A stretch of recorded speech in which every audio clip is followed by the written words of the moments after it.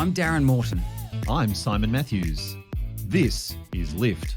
the Lifestyle Medicine podcast where we dive into the science of health and well-being. Darren, I've got a question for you. What's something that you're grateful for that's happened today? Today, I've got a confession to make. I had a couple of hours in between some very early meetings and recording this podcast.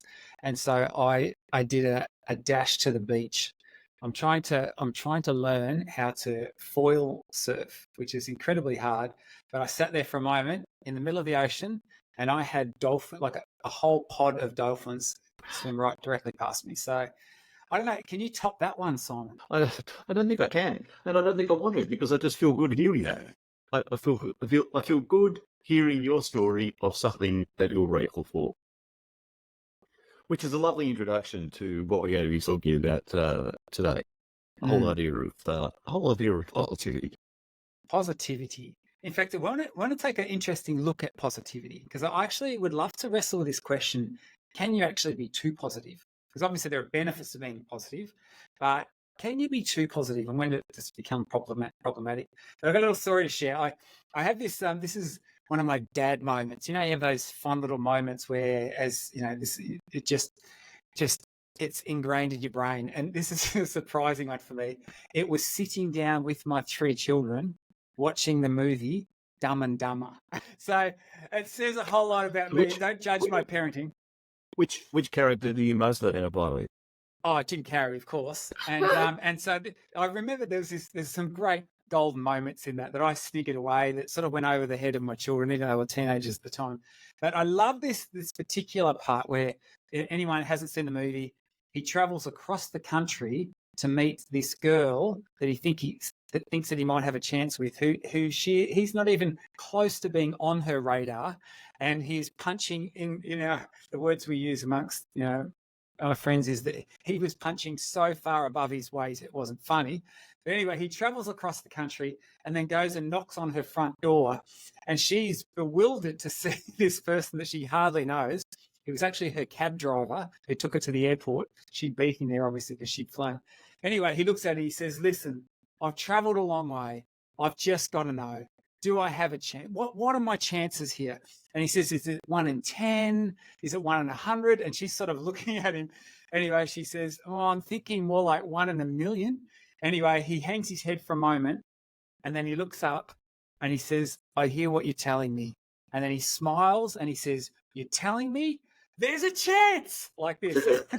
And I love the optimism, the incredible resilience, that there's just overly optimistic viewpoint of that. So I want to talk about, is that problematic? Now, you're a psychologist, Simon, and and we know the benefits of positive of being positive, and we'll flesh out some of them in just a moment. But what I really want to come to is there a dark side to all this? When does positivity actually potentially become toxic?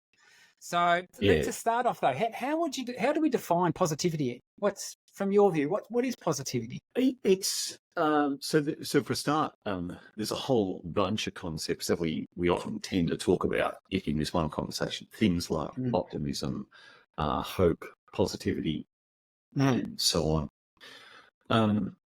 Optimism for me is not particularly easy to define. For that matter, I don't think any of those concepts are necessarily easy to define. But positivity, I tend to see as a bit of a global kind of construct that encompasses a lot of what we might say in everyday language is looking on the upside of something, or looking on the bright side of something. And that, of course, we can immediately see the crossover with optimism there. We can immediately see the crossover with hopefulness there as well.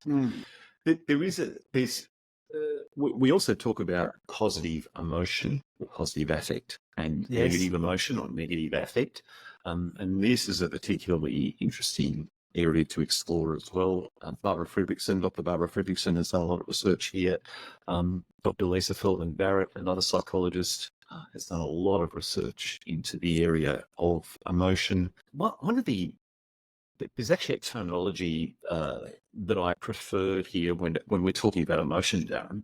And instead of talking about positive and negative emotion, which for me is a little binary. I mean, as soon as I Yes. hear positive and negative, I think of a battery, a car Yes. battery, there's a positive terminal, there's a negative terminal, and there's nothing in between. It's one or the other. So I don't particularly like binary constructs like that. And I think that language often encourages us to think about emotion as either not positive or negative, but good or bad. And now we're Yes. starting to create evaluations around it as well. Positive Yeah. emotion is good, we want that. Negative emotion is bad, we don't want that. And I think that's an entirely unhelpful way of thinking about emotion, emotional experience. I prefer the language of approach and avoidance. So we experience some emotions that kind of invite and encourage us to approach a particular situation even more. So, if it's your birthday and a friend turns up at your door with a gift and a smile, you're going to experience some emotion. And that emotion is going to tell you to draw even closer in that situation, to reach even closer out to that person. On the other hand, if someone criticizes you quite harshly and unjustly for something you have or haven't done, you're probably going to experience what we would call negative emotion. And I prefer to think of that as emotion that tells us to avoid. This is an emotional experience that says tread carefully. Think long and hard about getting yourself further invested in this situation.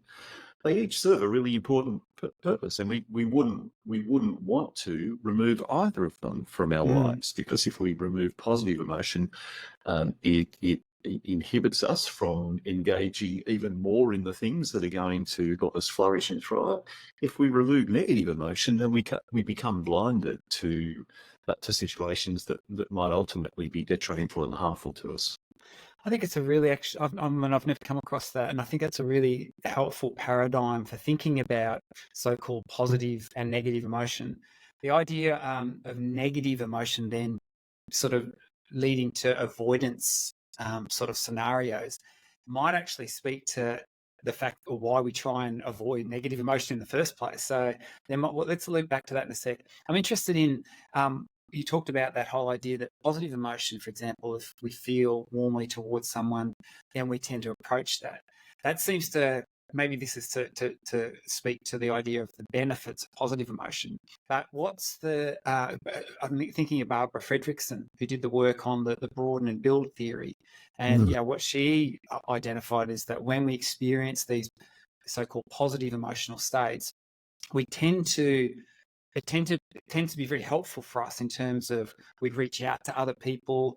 We're more inclined to have a go at something. So the benefits. Let's start with the positive before we look at the potential. Whether we can have too much of that. But those benefits that come from the positive state certainly relate to that broaden and build approach. What are some of the other, as you see it, positives of the positive? I think so. So certainly, the experience of positive affect, I think, does make us more inclined to be pro-social in our behaviour. We deliberately reach out to connection, and I think at some level there's a sense of fairly deep and fundamental psychological safety here that sits behind that. We feel able to do that because we feel safe enough to do it. Remember, at some level, we're all animals. Human beings are, have animals, and we have instinctive behaviours that go back thousands and thousands and thousands of years in our evolution. So we get that sense of safety. We feel able to reach out, so we act in pro-social ways. Pro-social ways not only help other people, but they help us as well. Think about that question I just asked you about gratitude. You feel good because you've called that experience to mind. I feel good because I've heard about it. So we both benefited from that.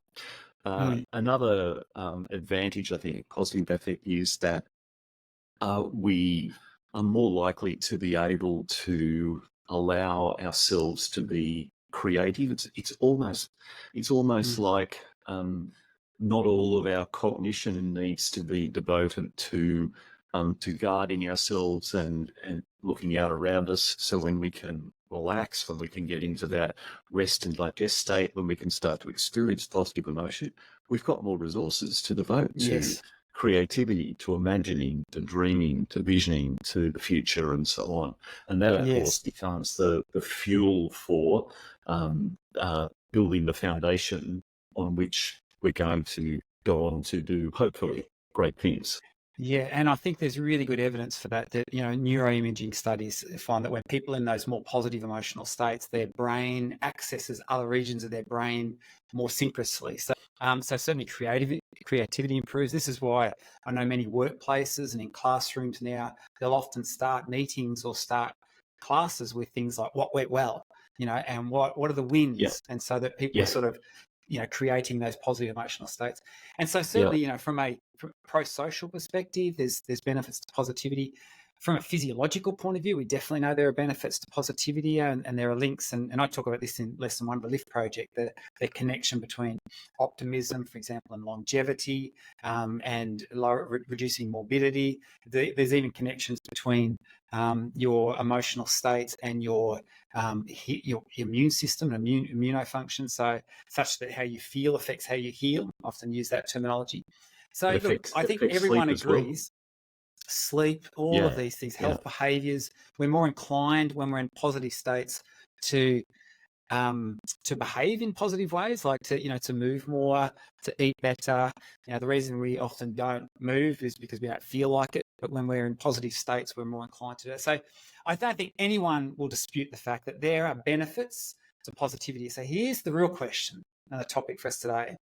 When is positive too positive? Is it ever too positive?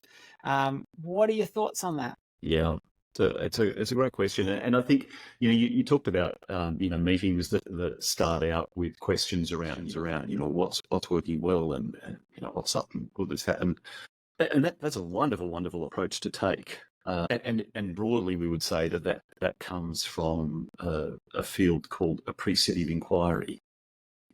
It's the original AI before the 21st century AI that we now have.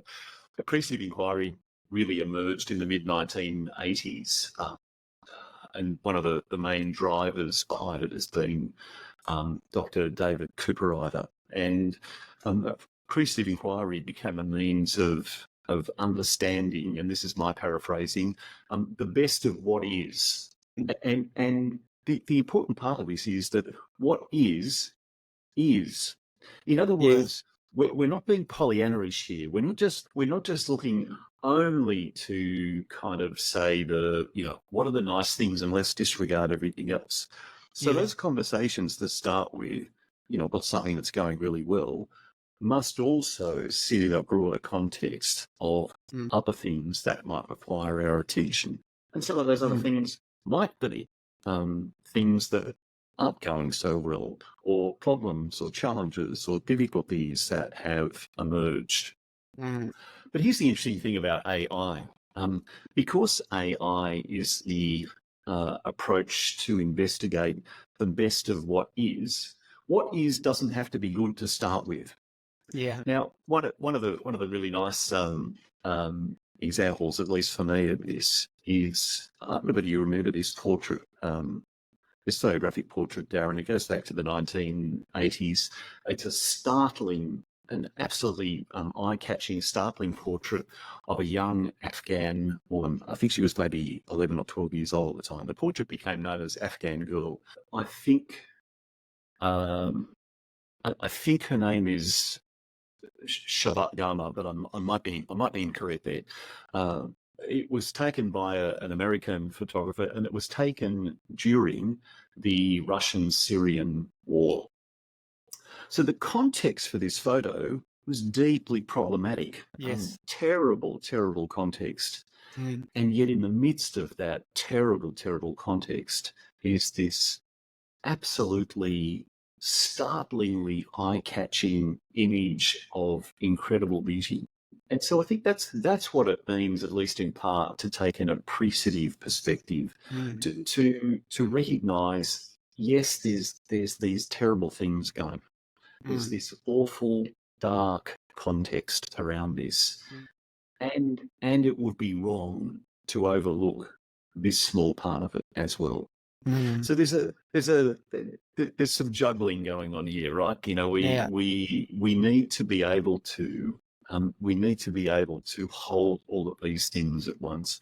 And this by the way is why I don't like binary ideas, you know, positive and negative, because that binary thinking encourages us to hold on to only one side of it at a time, rather than to be able to sit with the complexity, the ambiguity, the chaos, and to recognise that there's all of these things in together, and we can choose where to place our focus at different times. Your attention. And that for me is the key to positivity. Choosing where to place your focus, when to place it there, and understand why you're placing it there. I like that, and not denying the context that, you know what, crappy stuff happens in life, you know, and sometimes the scenarios we find ourselves in aren't positive, you know, and you can't see a lot of light in it. But I suppose really looking for where that light might be. So my question to you, what about in the context, and I'm interested, you used the word Pollyanna before, and I knew that term would come up in this particular episode. What about that? Can positivity be toxic? I suppose that's my question for you. You know, can it be where we're just so even in the acknowledging, okay, because, you know, it's this whole stiff upper lip chap, you know, like, you know, the world's in war, but we will soldier on, we will stand up, keep going. Like, is there a downside to that? Great question. And look, absolutely there is, and in fact the phrase, well, there's lots of phrases now that begin with the word toxic. Look, I say I'm not a particular fan of that phraseology, but we can use it for the purpose of this. But the phrase toxic positivity is certainly part of the everyday lexicon, and you know, our experience of it is of people who are only nominating good things, only focusing on what they perceive to be good things. Often people who engage in what I would call cheerleading. You know, cheerleading is, Darren, you know, this is fantastic. You did a wonderful job. Now I'm so proud of you. Thank you. No, it's working for me right now. So in doing that, I'm overlooking everything else except these good things. Now, it's worth noting here that I don't think we call it this necessarily, but we're also pretty sensitive to what I would call toxic negativity. You know, we've all been in groups. I know you've had experiences like this, Darren, of grant writing and so on. Oh yes, where, you know, there's that one person who just says, "Oh, that's not going to work. Oh, that's hopeless. This is going to happen here." You know, I'll share that story. Yeah. Lift is supported by the Lift Project, an educational adventure where you learn science-based ways to lift your mood and your life. The Lift Project is lifting lives around the globe, in healthcare settings, workplaces, schools, universities and communities. To find out more, visit theliftproject.global. We were in a team with these university professors and writing this grant, and there was one naysayer every point that's not going to work because of this and that, and in the end, during the process, one other of these academics almost just blurted out. So I don't think it was premeditated, but she goes, "It's always red lights with you," and I'll never forget that. It's like, and this person was quite taken back. But you know what's interesting? I love the Narnia chronologies. The C.S. Lewis wrote those books. You know, The Lion, the Witch, and the Wardrobe, and many of them have been made into feature films. There's a series of books. There's one of the books in that episode, in that series, called the Silver Chair, and it's a story of these kids that go on this adventure. And one of the characters that they encounter during this adventure is called Puddle Glum. Right, so the name speaks for it all. But every turn, it's like, oh, well, let's head that direction. And Puddle Glum will be muttering in the background, yeah, if the hail the size of bricks doesn't kill us first, it just sees the negative. It's always rain clouds with Puddle Glum. But what was quite fascinating in that book is towards the end, when the times get really tough, it's Puddle Glum that's so resilient because he's actually expecting things to go badly. Like he's anticipating in that, and that's just part and parcel. And I wonder whether, is there potential that being real, I suppose, about, the way that life is, and not being that overly optimistic, that toxic, positive, can it actually make us more resilient in some regards? Yeah, absolutely. And I think this again is a great illustration of the importance of finding balance here. What we're calling toxic negativity clearly drives us all around the twist. I mean, none of us can stand being in a room with someone who constantly says, "Oh, that's not going to work. No, you can't do this. That can't happen," and so on. In the same way as we can't stand being in a room with someone who's constantly saying, "Oh, isn't this fantastic? Isn't that fantastic?" And ignoring everything else. So, on the one hand, the idea of having, I'm going to use the word dark here, having a slightly dark view of the future, I think can kind of be helpful, because it helps us to think about some of the challenges, the problems, the difficulties, the unexpected circumstances that could emerge, and therefore can help us to prepare for them. However, if we become bogged down in that view, then it's a bit like standing in quicksand. We just get or consumed, and we may fail to see some other good things that are happening. Now, this also intersects with a construct in psychology called the negativity bias.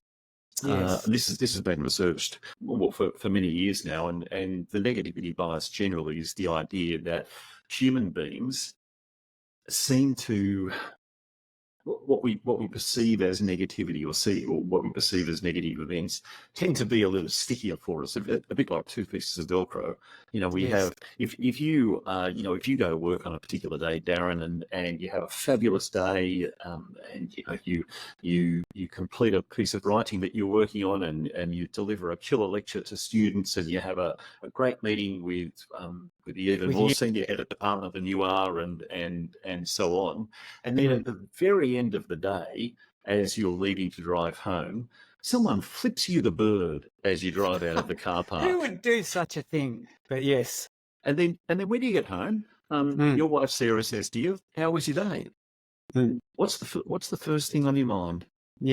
Exactly. And it's probably that memory of that person just angrily flipping you the bird, rather than all these other great things that happen. So that's the negativity bias.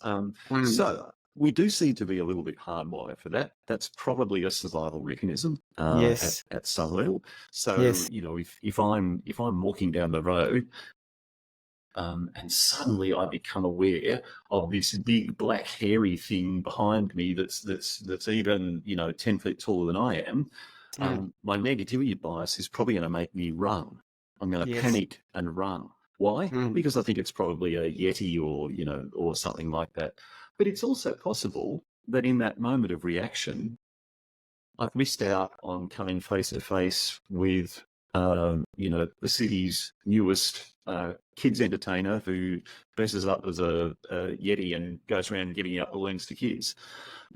So I've there's a price that we pay for that negativity bias if we become constantly and consistently reactive to it, rather than recognizing that it plays an important role in helping us see and interpret the world, an important role in helping us prepare for challenges and difficulties. And at the same time, there's value in fundamentally hanging on to optimism and hope.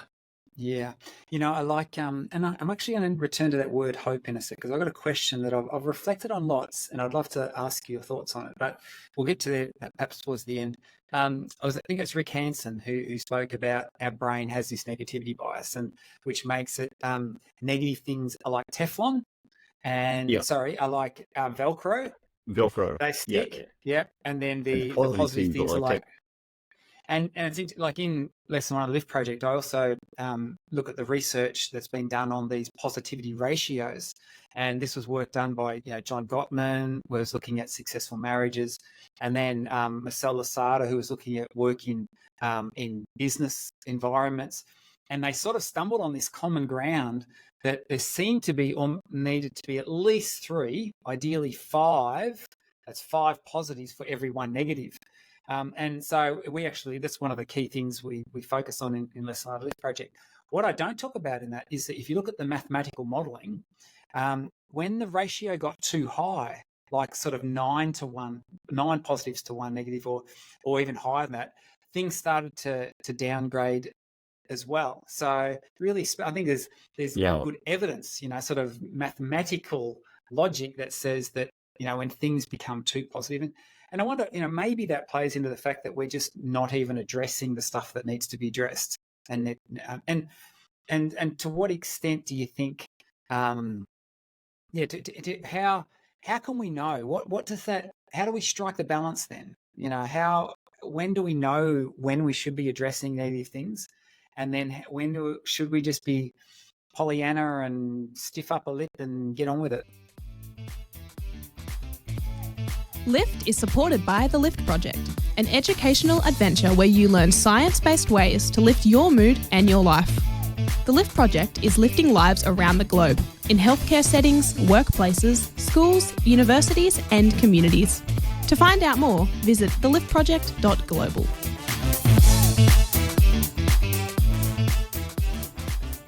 Yeah. It's a kind of a how long is a piece of string question, I think, Yeah. Darren. What comes to mind as I think about that is that as with anything, I think in our lives there are 2 dimensions to that, and we need to attend to both of them. So the first dimension is what we call trait, or trait, if you're pronouncing it properly, TRAIT, a characteristic. So I think it's important to, across time, develop a characteristic balance between those things. In other words, if you're a born optimist, then Yeah. learn to appreciate and value what those slightly more negative, slightly darker perspectives can teach you about, perhaps about planning, awareness, and so on. If you're a born pessimist, then learn the value of optimism and hope, and how that can support you to continue moving ahead into the future, even when things at this point in time don't seem so clear or seem a little dark. So that's the characteristic level. And there's also the moment to moment level of that we need to.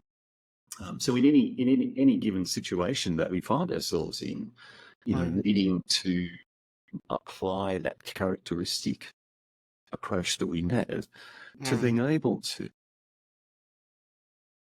carefully evaluate all parts of this. And at some level, we talk about the idea of responding rather than reacting. I think that's a part of this as well. Often when we flip or jump to one side or the other, positive or negative, it means perhaps that we're reacting to a situation rather than carefully and thoughtfully processing it and responding to it. What I've liked, I like that reflection on trait, because I am optimistic. And I would say that I have a tendency potentially to be overly optimistic. At least my wife would say that that's the case for me. But what's been interesting to me is my wife has been very, I would say, a more intentional parent, because I'm like, yeah, it'll be all right. Let's go. Let's come on, kids. Whereas she's been a lot more intentional about addressing things that needed to be dealt with. And so for me, there's been a real learning, and I think that I really like what you've said about the idea of recognizing who you are. And do you need to learn stuff to either swing in, one direction or the other to get that balance right? I want to finish in a sec Yeah. just by saying, well, what are some strategies we can do to cultivate, a healthy sort of positivity ratio, if you like. But before I do this, one question that I've given lots of thought to, and I'd love your reflection on. You talked about being positive, but acknowledging the fact that things are not always perfect, and they seldom, I don't know if they ever are perfect. And a word for that, sort of anticipating the positive, anticipating good things would be hope. And you've used that word a couple of times. And we sometimes, I've heard it talked about false hope. Do you think that false hope is a thing, or is that an oxymoron to use those two words together? Yeah. That's a tough one, isn't it? It's a tough one, because on the one hand, well, I guess it depends how you conceptualize optimism and hope, and I'll say something about that in a moment. So, at some level, we might say, if all the signs are pointing in a particular way, and you're maintaining a view that things could go another way, I mean, some people might call that false hope, but maybe false hope is terminology used by people who tend not to be optimistic. I don't know. Yeah. It's funny. I've given some thought to this, and maybe we can chat about this another episode. But to my mind, hope is hope.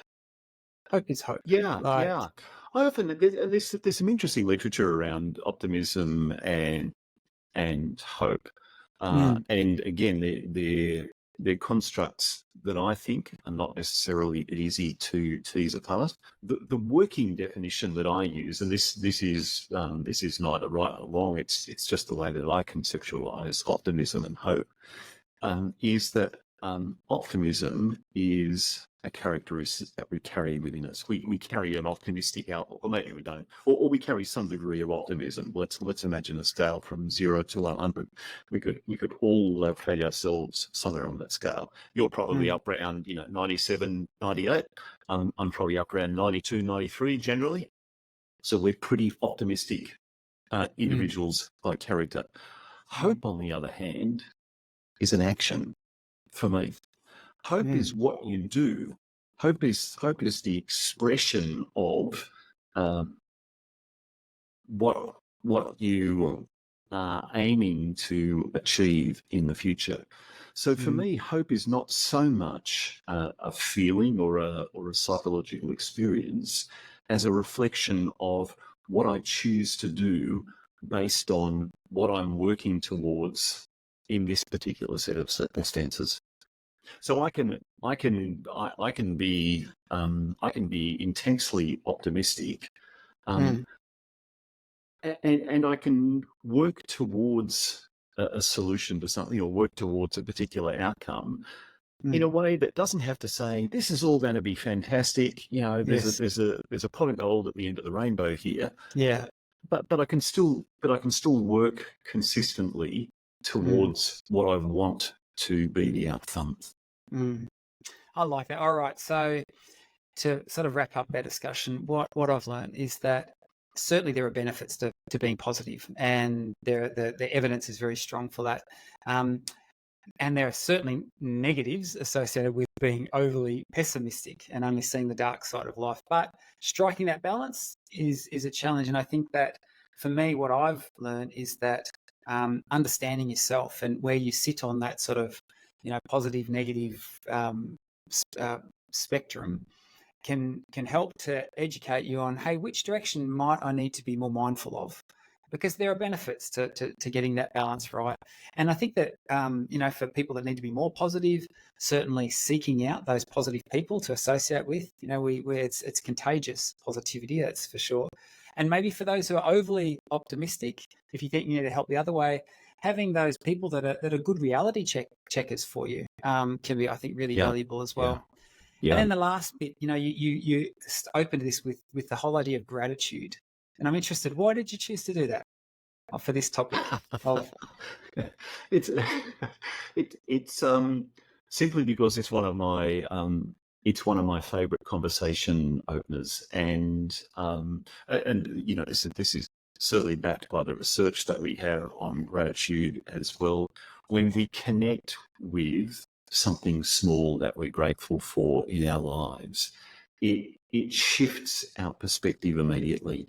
Yes. We immediately start to connect with other elements of our experience that are right there, but they're just below the Yes. surface. We Yeah. just haven't actually sort of finally made that connection with them in this moment. Yeah. And to take just a moment to pause on something that you're grateful for, I think Mm. helps to reach that gap. I love that. You Yeah. know, I often reflect that what gratitude does is shift our focus from what we don't have. So, but acknowledging it's there, but shifts our focus from that to what we do have, and that can really, can move us from a sort of a space of deficit to a space of abundance, really. And so, certainly, when I was sitting out there this morning trying to learn my foiling, surf foiling, not having a lot of success. I could have chosen to focus on that and gone home dejected, but instead I had these other things around me that were just absolutely outstanding. So on that note, Simon, I just want to say I'm grateful that I get to spend time chatting with you in this way.